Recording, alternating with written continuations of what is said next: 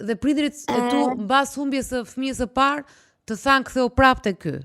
Jo, nuk reaguam fare, domethënë është një gjë normale, ti do bësh fëmijë prapë. Të thanë prindrit.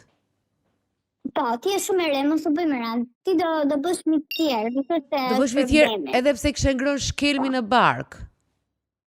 Domethënë mund të ishte sido situata, pra e rëndësishme që ti do bësh të tjerë.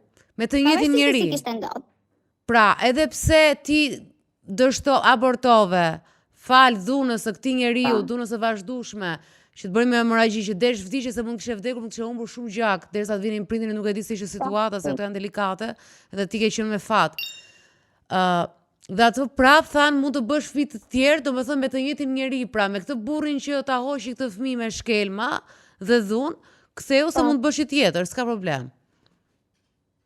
Jo, rri me të, mos u kthe. E pra rri me të, pra ktheu tek ai.